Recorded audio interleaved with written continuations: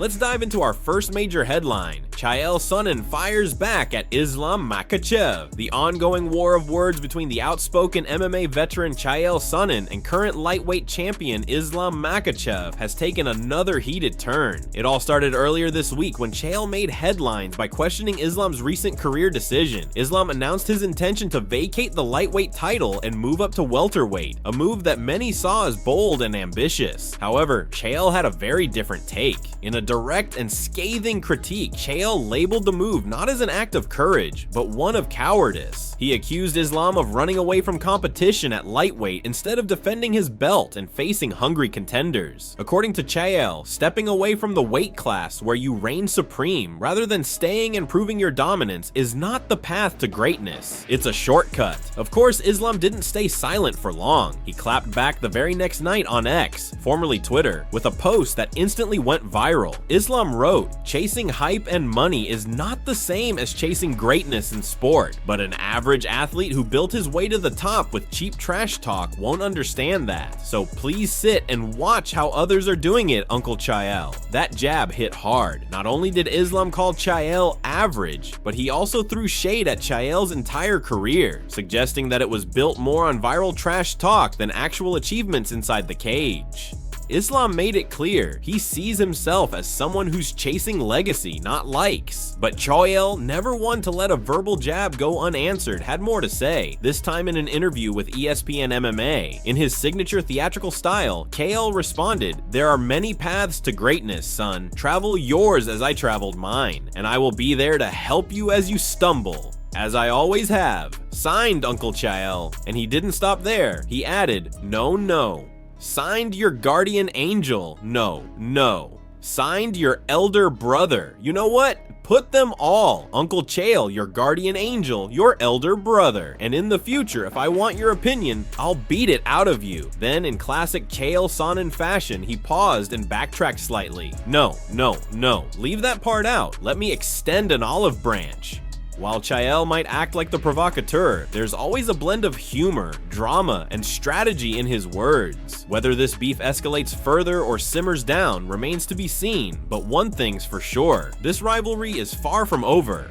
Moving on to our second major headline, Dela Matilena breaks down the key differences between Islam Makhachev and Belal Muhammad. Appearing on the West Sports Show, rising welterweight contender Dela Matilena gave fans some rare insight into his analysis of two of the most dominant fighters in the UFC right now, lightweight champion Islam Makhachev and top welterweight contender Belal Muhammad, with both men making waves in their respective divisions, and Islam now teasing a move up to welterweight. It's no surprise that Jack is already thinking a few steps ahead. When asked about the differences between the two elite grapplers, Jack didn't hesitate. He said, "I think Islam is a better version of Belal. I think his striking on the feet is easier than Belal's because he'll stay in one stance. He's more traditional in style, but he's pound for pound number one. So it's a tough fight." That's a bold claim from Jack, who's known for his composed yet confident approach. By calling Islam the better version of Belal, Jack is essentially saying that Islam brings similar tools to the table: relentless pressure, dominant grappling, excellent cage control, but refines them to a more elite level. According to Jack, Islam's striking is simpler to read because of his stance discipline, but that doesn't mean it's easy to deal with. Jack went on to say, "I guess we'll just watch his fights again, make a solid game plan, and then start working at it from pretty much now." That tells us everything about Jack's mindset. He's not just training in general, he's already tailoring his preparation towards someone like Islam Makhachev. Whether or not that fight happens soon, Jack is clearly thinking ahead, preparing for a possible future showdown with either Belal or Islam at the top of the welterweight division. He continued, "I'm going to start working on ways to beat him, different ways to get back to my feet, stuffing the takedown. I'm pretty confident I could get this one done." This is the kind of confidence you want from a potential title contender. Jack acknowledges the challenge, but he's already strategizing, working on takedown defense, developing ways to escape the bottom position, and planning to neutralize Islam's grappling heavy style. Meanwhile, Jack's close associate and respected coach Tim Welch is fully on board. According to inside sources, Tim firmly agrees with Jack's assessment. He believes that with the right preparation and a disciplined game plan, Jack has all the tools to make it a very competitive fight against either Islam or Belal. While it's still unclear who Jack will face next, one thing is obvious. He's locked in, studying the best in the game, and preparing to climb to the very top. Whether it's Belal or Islam standing in front of him, Jack Dela Matilena is ready for war. Now, onto another big headline. Ray Longo is shocked by the betting odds for Dricus du Plessis versus Khamzat Chimaev. Veteran coach and MMA analyst Ray Longo has always been known for his honesty, experience, and sharp insights when it comes to fight breakdowns. But even he was caught off guard when he heard the latest betting odds for the UFC middleweight title fight between current champ Dricus du Plessis and surging contender Khamzat Chimaev. The odds currently have Chimaev listed as a 2-to-1 favorite, something that Longo found hard to believe. For him, this isn't just surprising, it's borderline disrespectful to what Dricus has accomplished so far in the octagon. During a recent episode of his podcast, Ray was asked the simple question, "What do you think the betting line is for Dricus versus Chimaev?" Ray confidently answered, "I'm going to say Dricus is the favorite in that fight." That answer caught the host off guard. Oh no, Chimaev, 2-to-1, the host corrected. He then elaborated further. Chimaev is minus 198, Dricus is plus 164. The moment Ray heard those numbers, he paused and reacted with genuine surprise. "Wow," he said. "All right." And this wasn't just a quick reaction. Ray went on to explain why he felt the odds were off. "I would have thought that would be more like a pick-em fight or maybe just a slight favorite. Wow, he trailed off, clearly shocked that odds makers were giving Chimaev such a decisive edge over the current middleweight champion.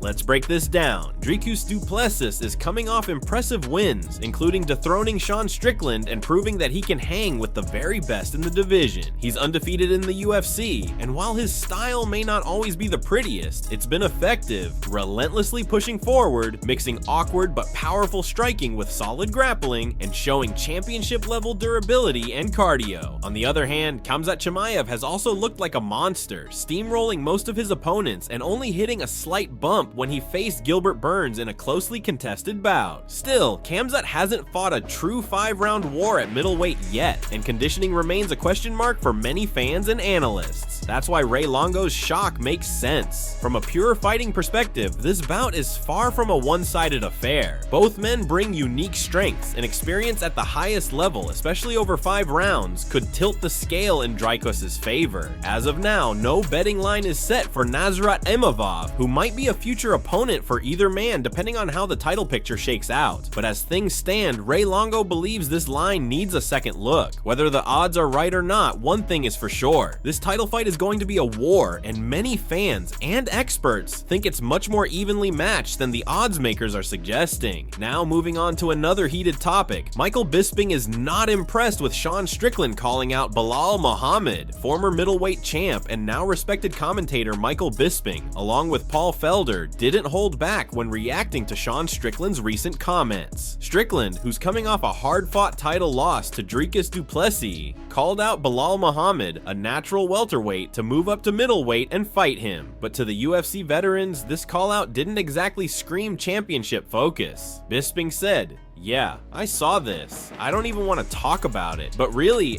alright, there's two sides. Belal has talked a lot, said he would go up to 185 and all the rest of it, loses his belt, so I guess. I don't blame Sean, but despite that small acknowledgement, Bisping quickly turned critical. But realistically, Sean just lost a title fight. Is that the fight you want next? Is that the guy you're gonna call out? Especially after beating up streamers in the gym. One could start painting a narrative here if you wanted to. I'm not saying I am, but it's like, really? The implication here was clear. Strickland's call out of Belal may not be about true competition or rankings, but possibly more about headlines and controversy. To some, it seems like a clout chase, not a strategic move toward reclaiming a title. Paul Felder then added his own take. "Yeah, I thought the same thing. Look, I've got nothing against Sean, but if I'm Belal, you're both coming off losses for the belt. Belal's still in the mix at welterweight. He wants to try to get a fight that's gonna get him back into the title picture." Felder emphasized that Belal is focused on getting back to the top of the welterweight division, where he still has momentum.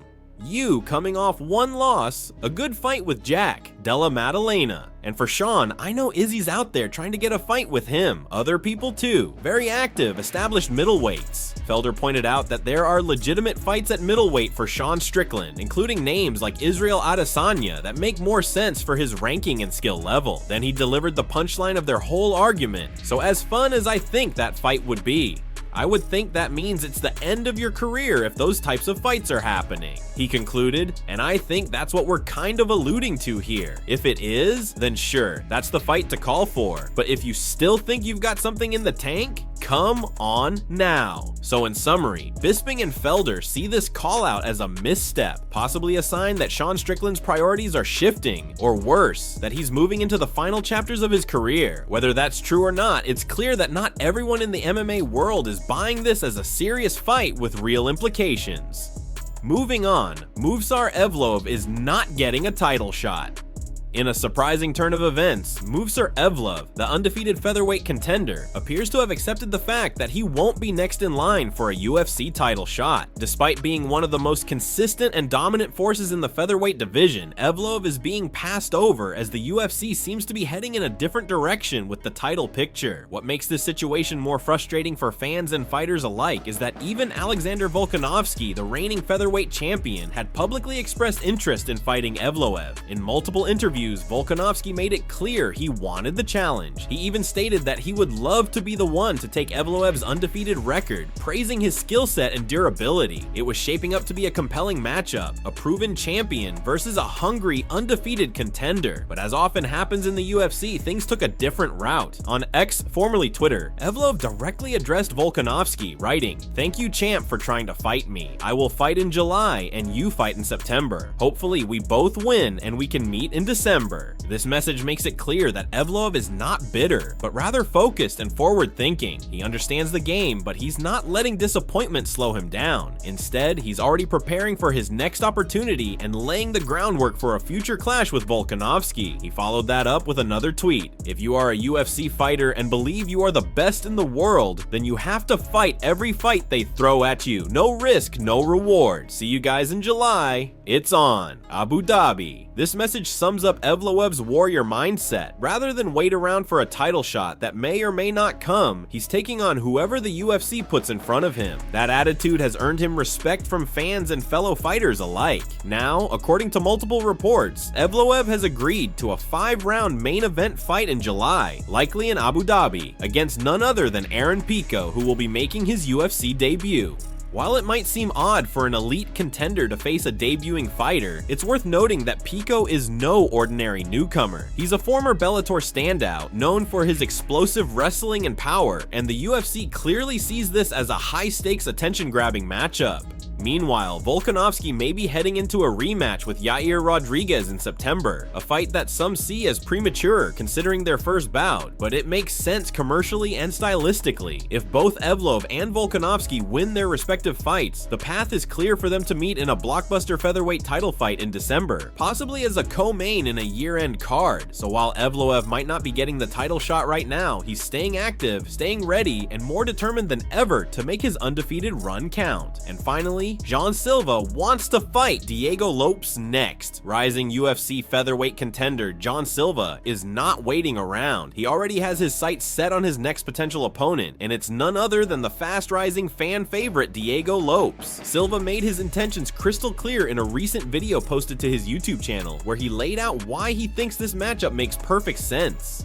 "I want to make it clear that this fight did not come to me," Silva explained. "But of course, I think it's a great fight for my game. I think it's perfect. I've studied this guy's game a lot, and I honestly think it's a fight where I could really show what I'm capable of." Silva, who's been gaining traction in the featherweight rankings thanks to his explosive fighting style and confident demeanor, sees Lopes as the ideal opponent to build his case for a future title shot. He emphasized that if he wants to eventually compete for the belt, a high-profile win over Diego Diego Lopes would be a critical step forward. To compete for the belt later, this fight makes sense, Silva said, but I'll be honest, what do I think is happening in the division? I think Evlov is going to fight Aaron Pico, who just entered the UFC, and I don't know if the UFC actually wants Evlov as champion. That statement raised eyebrows. According to Silva, there may be more going on behind the scenes than fans realize. He theorized that the UFC might be giving Evlov a tough matchup against Pico as a test, or even a trap to eliminate him from the title picture.